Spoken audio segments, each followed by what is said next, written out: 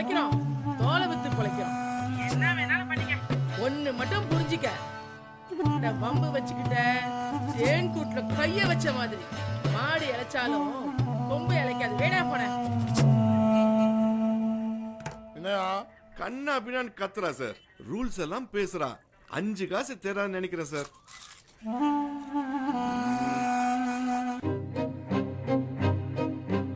இன்னைக்கு பேப்பரை ஓப்பன் பண்ணாலே கொலை தற்கொலை தாம்மா நிரம்பி வழியுது. இன்னைக்கு அதிகமா கொலை பண்றவங்க என்னமோ நல்ல குடும்பத்தை சேர்ந்தவங்கள தான் இருக்கிறாங்க. எனக்கு என்னவோ எல்லாருமே ஒரு அக்யூஸ்ட் மைண்டோட இருக்கிற மாதிரி தான் தோணுது. எல்லா கொலையும் தற்கொலையும் நோண்டி பார்த்தா அதுக்கு 2 காரணம் தாம்மா. ஒன்னு பணம், இன்னொன்னு செக்ஸ். காதல் ஜோடிக்கு ஓடி போறதை விட கள்ளக்காதல் ஜோடி ஓடி போறதுதான் இங்க ரொம்ப அதிகமா இருக்கு. எல்லாத்துக்கும் காரணம் மனசுதான் சார். கல்யாணமான தம்பதிகள் ஆரம்பத்துல காமத்தை ஒரு கொண்டாட்டமா நினைக்கிறாங்க. அப்புறம் அது ஒரு கடமையா மாறி போயிடுது. பணத்தேவை அதிகரிக்க அதிகரிக்க உடல் தேவை குறைஞ்சு போயிடுது. ஆக்சுவலா பணத்துக்கும் செக்ஸுக்கும் எந்த வித சம்பந்தம் இல்லை சார். இவங்க ரெண்டையும் போட்டு குழப்பிக்கிறதுனாலதான் கள்ளக்காதல், கௌரவ கொலைன்னு குடும்பமே கூண்டுல நிக்குது. வேற யாராவது வில்லங்கமான ஆட்கள் வந்தாங்களா? சொல்லக்கூடாதுதான், ஆனா சொல்லிதான் ஆகணும். இந்த பாவமான தொழிலை செஞ்சாலும் அடிக்கடி பாவ மன்னிப்பு கேட்கறதுக்கு பக்கத்தில் இருக்கிற ஒரு சர்ச்சுக்கு போவேன். அப்பதான் ஃபாதர் அடைக்கலம் எனக்கு பழக்கமானாரு. ஆரம்பத்தில் நல்லா பழகிட்டு இருந்தாரு ஃபாதர் அடைக்கலம். ஒரு நாள் தனியாக வந்து என்னை மீட் பண்ணாரு. திடீர்னு என் கையை பிடிச்சி அழ ஆரம்பிச்சிட்டாரு. நான் அவருக்கு கிடைக்கலன்னா செத்து போயிடுவேன்னு புலம்ப ஆரம்பிச்சிட்டாரு. என்னதான் பெரிய பதவியில் இருந்தாலும் அவரும் ஒரு மனுஷன் தானே. அவரை சந்தோஷப்படுத்தினேன். ஆனால் போக போக எனக்குள்ள ஒரு குற்ற உணர்வு அதிகமாயிடுச்சு. மகிமா, உனக்கே நல்லா தெரியும், நம்ம பாரிஸ்ல எத்தனையோ கைவிடப்பட்ட பெண்கள் இருக்கிறாங்க. ஆனா தப்பி தவிர கூட நான் உங்களை தப்பிதமா அப்ரோச் பண்ணதே இல்லை, தெரியுமா? என்னமோ உன்னை பார்த்ததும் என்னால் கண்ட்ரோல் பண்ண முடியல. மகிமா, நீ ஒரு professional call girl. I'm very sorry இந்த வார்த்தையை யூஸ் பண்ணதுக்கு. நீ என் மனசுல எங்கேயோ இருக்க தெரியுமா? என் வாலிப வயசுல எத்தனையோ லவ் அப்ரோச் இருந்தது. அதையும் தாண்டி உண்மையாவே கடவுளுக்காக என்னை நானே டெடிகேட் பண்ணிக்கிட்டேன். உன்னோட பர்சனல் லைஃப்பை நான் தெரிஞ்சுக்கிட்டு உன்னை தப்பாக யூஸ் பண்ணிக்கிறேன்னு மனசுக்கு கொஞ்சம் கஷ்டமாக தான் இருக்கு. யூனோ, ராகப் அண்ட் மகதல்னா மரியா இவங்கெல்லாம் பைபிள் கேரக்டர்ஸ். பேசிக்காக அவங்கெல்லாம் ப்ராஸ்டியூட்ஸ். ஆனால் அவங்க ஆண்டவருக்காக எவ்வளவு ஊழியம் பண்ணியிருக்காங்க தெரியுமா?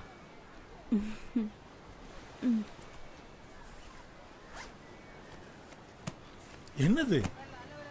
ஓ, பைபிளை பைக்குள்ளேயே வச்சிருக்கிறியா?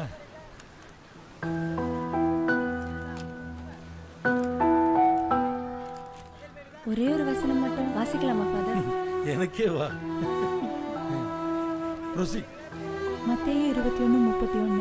அப்போது இயேசு அவர்களை நோக்கி, ஆயக்காரர்களும் வேசிகளும் உங்களுக்கு முன்னே தேவனோட ராஜ்யத்தில் பிரவேசிக்கிறார்கள் என்று மெய்யாகவே உங்களுக்கு சொல்லுகிறேன் என்றார். ஃபாதர், கேட்கிறேன்னு தப்பா நினைக்காதீங்க.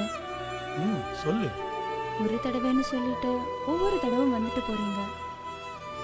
பாவ மன்னிப்பு கொடுக்கிற நீங்களே பாவம் பண்றது பெரிய பாவம் இல்லையா?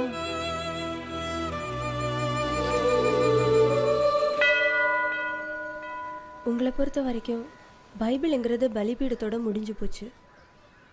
உங்களை ஒருத்தரை வச்சு எல்லாரையும் தப்பாக நினைக்க வச்சிடாதீங்க. 100 ஆட்டில் காணாமல் போன அந்த ஒத்த ஆட்டை கண்டுபிடிக்கிறது தான் உங்களோட ஊழியம்.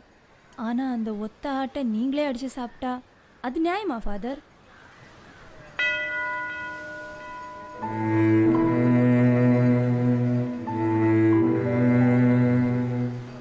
ஃபாதர் அடைக்கலம் அன்னைக்கு கோபமாக போயிட்டாரு.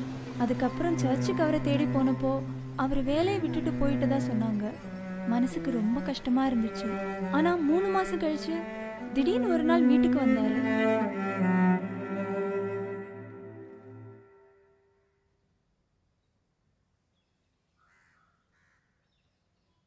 கரெக்டான நேரத்தில் என் கண்ணை திறந்துட்ட மகிமா.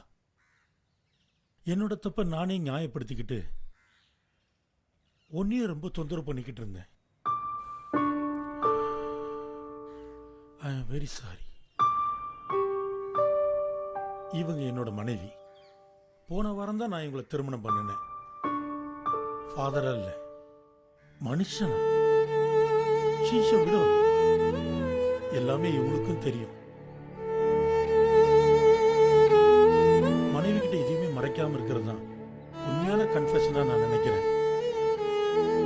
இது வரைக்கும் நான் பண்ணினதெல்லாம் மறைவான அட்டுல்யம். ஆனா இப்ப நான் பண்ணதுதான் உண்மையான ஒளி. சாப்பாடு எதுவும் தயார் பண்ணிட்டோமா ஃபாதர்? தயவு செஞ்சு வேண்டாமா. we are going to settle in Malaysia.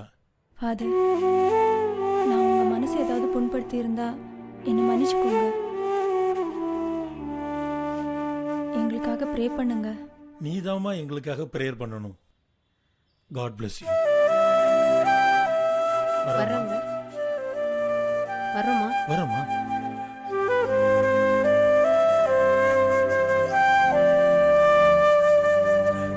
உண்மையான துறவி ஊருக்குள்ள வாழ்றது ரொம்ப கஷ்டமா.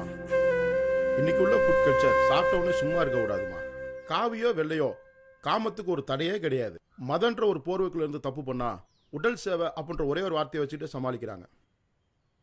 திருவள்ளுவர் தான் பெஸ்ட். இல்ல துறவியா என்னமா வாழ்ந்திருக்காரு. இன்பத்து பாலும் எழுதியிருக்கிறாரு. கருவறைக்குள்ளார ஒரு அர்ச்சகர் வந்து தப்பு பண்ணாரு. அதை செல்போன்லயும் படமா எடுத்திருக்கிறாரு. பேசாம தேவதாசி முறைமையே இருந்துச்சுன்னா ஆலயங்களை இவ்வளவு அசிங்கப்படாதுமா. கோயில்ல பாத்தீங்கன்னா காமத்தை சிலையா வடிச்சு தெய்வ நிலையா பார்த்தது தான் நம்ம கலாச்சாரம். இன்னைக்கு கம்ப்யூட்டர்ல ஆபாசமா சீரியல் எழுதுமா. ஆமா, அதுக்கப்புறம் ஃபாதர் ஃபோன் பண்ணாரா? அப்பப்போ எப்போவாவது ஃபோன் பண்ணுவாரு. ஃபாதர் வேலையை ரிசைன் பண்ணப்பவே நானும் இந்த தொழிலை விட்டுடலான்னு நினைச்சேன். அப்பதான் ஹார்ட் அட்டாக் மாதிரி ஒருத்தர் வந்தாரு. அடுத்த ஃபிளாஷ்பேக்கா? சூப்பர்மா. ம்.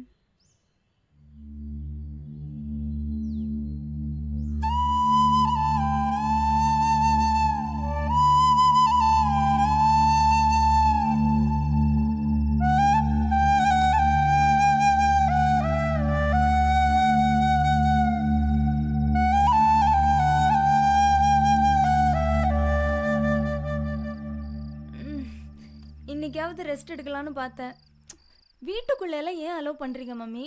ப்ளீஸா செல்லம், முழுசா 30,000 ரூபாய். நமக்கு எவ்வளவு செலவு இருக்கு உனக்கே தெரியும்ல. ஒரே ஒரு தடவைடா செல்லம். சரி போ.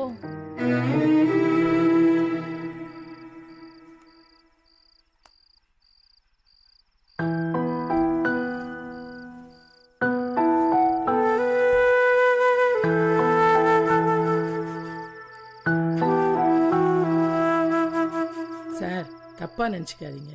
இது நாங்கள் வாழ்கிற வீடு. பணம் தேவை அதிகமாக இருக்கிறனால தான் இங்கே தங்கவே சம்மதிச்சோம். சாப்பிட என்ன சார் வேணும்?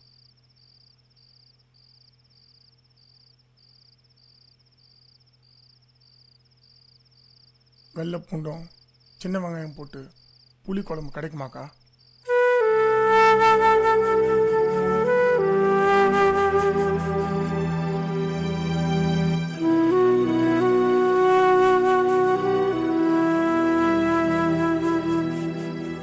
காவல்துறைக்கும் கவர்மெண்ட்டுக்கும் தான் நான் தீவிரவாதி. லாட்ஜிலையோ ரயில்வே ஸ்டேஷன்லாம் படுத்திருந்தா மாட்டியிருந்திருப்பேன். அதனால தான் இப்படி ஒரு யோசனை வந்துச்சு. நிம்மதியாக தூங்கி நிம்மதியாக சாப்பிட்டு எத்தனையோ நாளாச்சு சகோதரி.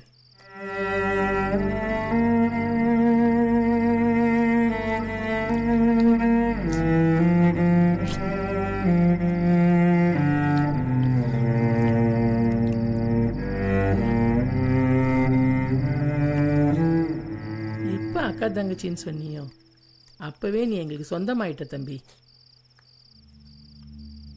இந்த மாதிரி வார்த்தையெல்லாம் கேட்டு எவ்வளோ நாளாச்சு. நீங்க கொடுத்த பணத்தை திரும்ப வாங்கிக்கீங்க. நீங்க போட்ட அந்த சொத்துக்காக எத்தனை லட்சம் வேணா கொடுக்கலாம். இன்னும் கொஞ்சம் குழம்பு ஊற்றுமா சகோதரி?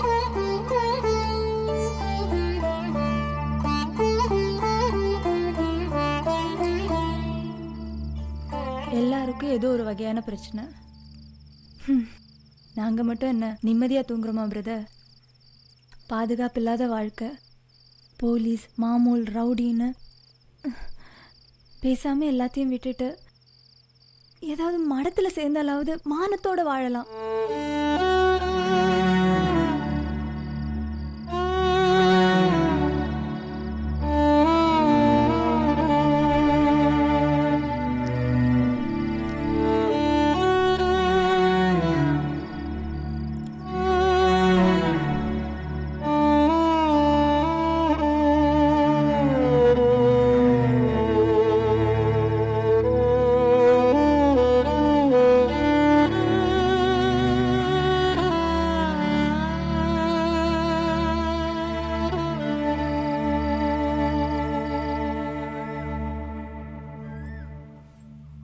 பாப்பா பாப்பா ஏந்திருமா, இந்தா காப்பி.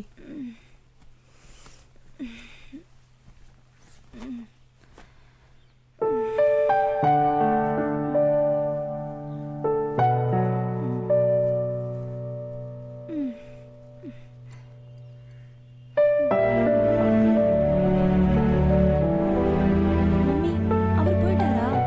அவர் அப்பவே போயிட்டாருடா அம்மா. கொடுத்த பணத்தை கூட திரும்ப வாங்க மாட்டேன். இதெல்லாம் கடவுளா பார்த்து அனுப்பி வைக்கிற காக்கா. இவளுங்க வேற.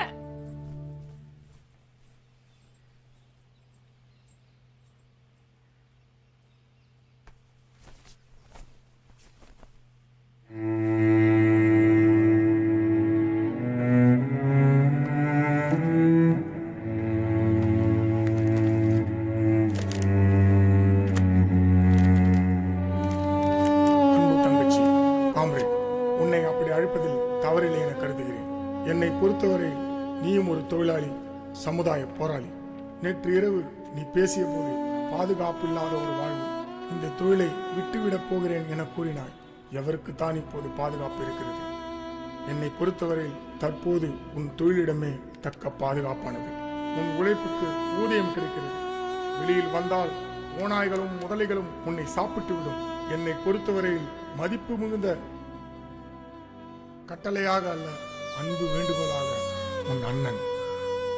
இந்த தொழிலை விட்டுடலான்னு பார்த்தா ஏதாவது ஒரு விஷயம் வந்து இந்த தொழிலே இருக்க வச்சிடுது. அந்த பிரதர் தீவிரவாதியோ கொலைகாரனோ எனக்கு தெரியாது. அவர் கொடுத்த காசுக்கு என்ன அனுபவிச்சுட்டு போயிருக்கலாம். ஆனா தன்னோட மனசுல இருக்கிறத மட்டும் சொல்லிட்டு மனிதநேயத்தோட போனாரு.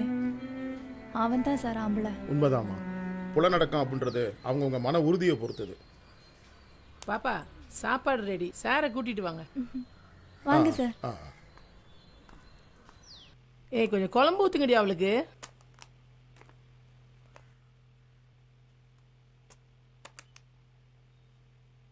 சார் எங்க டைப் சாப்பாடு உங்களுக்கு பிடிச்சிருக்கா சார்? சூப்பரா இருக்குமா. சரிங்க சார். சார் உங்ககிட்ட ஒரு கேள்வி கேட்கணும். அது என்ன சார், சினிமாவில் வர ப்ராஸ்டியூட் மட்டும் வாயில வெத்தலை பாக்கு போட்டு தொப்புள் தெரி சேலை கட்டிட்டு இருக்காங்க. ப்ராஸ்டியூட்னா அப்படிதான் இருக்குமா? அதை ஏமா என்கிட்ட கேட்குறீங்க? படம் எடுக்கிறவங்கள போய் கேளுங்கம்மா. சார், ரெட் லைட் ஏரியா வேணும்னு எழுத போறீங்களாமே, அது மட்டும் வந்துச்சு உங்களுக்கு தான் முத சிலை. இவருக்கு சிலை வைக்கிறதுனா பெரிய மலையே வெட்டி கொண்டாடணும். சும்மா இருங்கடி சார். இவளுங்க இப்படிதான் சார், சும்மா அதை கிண்டல் பண்ணிட்டே இருப்பாங்க. பரவாயில்ல விடுங்கம்மா, உண்மையை தானே சொல்லியிருக்கிறாங்க. மம்மிக்கு தம்பி, உனக்கு அண்ணன்டி இவரு. சார் இந்த வாழ்க்கையே வேற உலகம் சார். வெவ்வேறு மந்தையில் இருந்த ஆடுகள் எல்லாம் ஒரே இடத்து. எங்களுக்கு நியாயமா பட்ட வாழ்க்கையை நாங்கள் வாழ்ந்துட்டு இருக்கோம் சார். இதோ இவ அம்மா கூட இதே தொழில் தான். வயசாகி போச்சு. இவ செலவு போவ மாசம் மாசம் பென்ஷன் நாங்க தான் போடுறோம். சேர்த்துலாம் வைக்கிறது இல்லை சார், எல்லாம் சேவை தான். சார் எதிர்காலத்தில் எய்ட்ஸ் அது இதுன்னு ஏதாவது வந்தா எங்களை யார் சார் பாப்பா? Use and throw paper plate தான் நாங்களாம். வருத்தப்படாதீங்கம்மா. உலகத்திலேயே ஆதிக்கால தொழில் இதுதான். ஆனால் இப்போ அட்மினிஸ்ட்ரேஷன் சரியில்லை. தீண்டாமை ஒழிப்பதுன்னு சொல்கிறாங்க. ஆனால் இந்த உலகத்தில் தீண்டாமை ஒழிப்பதை கொண்டு வந்தது இந்த தேவதேவகேரா தான். பொண்ணுட்ட கொலைஞ்சி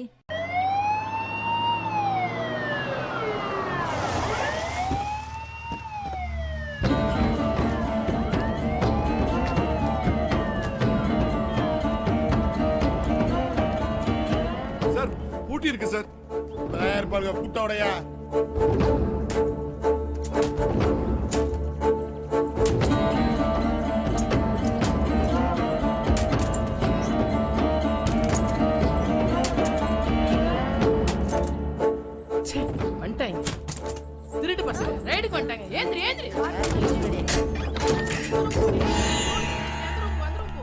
கால்ல கடைய போட்டீங்களா போயா போலாம் வெளியே போயா எல்லாத்தையும் ஏத்து, எல்லாத்தையும் ஏத்து, ஏத்து, மேல கை ஏத்து, வச்சு போடா. மரியாதை கெட்டு போடா, வெளியே போடா போடா வெளியே போடா யோ, போயா வெளியில.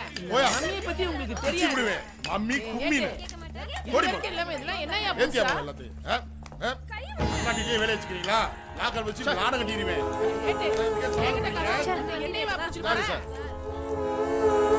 நாட்டு முடியா டீம் ரெண்டா பிரிச்சு விடியா சார் சார் உங்கள்கிட்ட என்ன பேச்சு உள்ள ஏத்தியா சார் என்ன சார் நடந்துச்சு என்ன தப்பு பண்ணாங்க சார் அவங்க அதுக்காண்டி உங்களுக்கு பகல்ல போட்டு தொழில் பண்ணுவாளுங்க வேடிக்கை பார்த்துக்கிட்டு சொல்றியா சார் அதெல்லாம் ஒன்றும் தப்பு கிடையாது சார் எது தப்பு இல்ல ஆம்பளைக்கு ஒரு சட்டம் பொம்பளைக்கு ஒரு சட்டமா சார் ஆம்பளை சட்டம் பொம்பளை சட்டம் சட்டத்தை ஸ்டேஷன்ல பேசியா ஏய் நீ குழந்தை தானே ஆமா சார் சார் இல்ல சார் சார் அன்னைக்கு கூட ஆசா குட்டியாந்து விட்டேன் சார்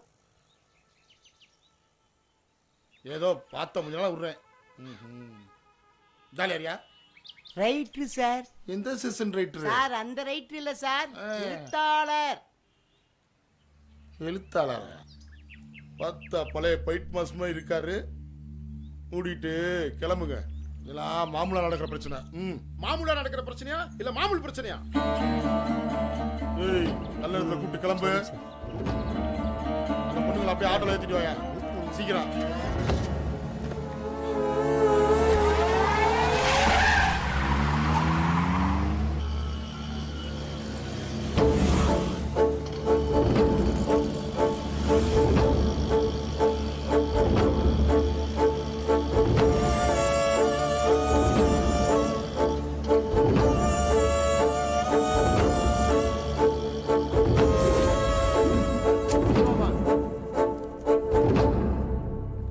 சார், இதெல்லாம் கொஞ்சம் கூட நல்லா இல்ல சார். மம்மி. 50,000 பணத்துக்காக எங்களை டார்ச்சர் பண்றீங்களா? 50,000மா என்ன மிளகா அரைக்கிறியா யார்கிட்ட பேசணும் தெரிஞ்சு பேசுமா ஏமா தேவையெல்லாம் பேசாதமா வந்து கையெழுத்து போடுமா சார் உங்களுக்கு 50,000 ரூபாய் பணம் தானே வேணும் 2 நாள் டைம் கொடுங்க சார் பணம் கொடுத்தா என்ன சரியாயிடுமா அதான் மதியம் வரைக்கும் தான் பொசிஷன் பயம் அருளாண்டி மேல இருக்குன்னு சொல்லித்தான் இந்த இன்ஜெக்ஷன் போமா போய் கைது போடுமா ஓரா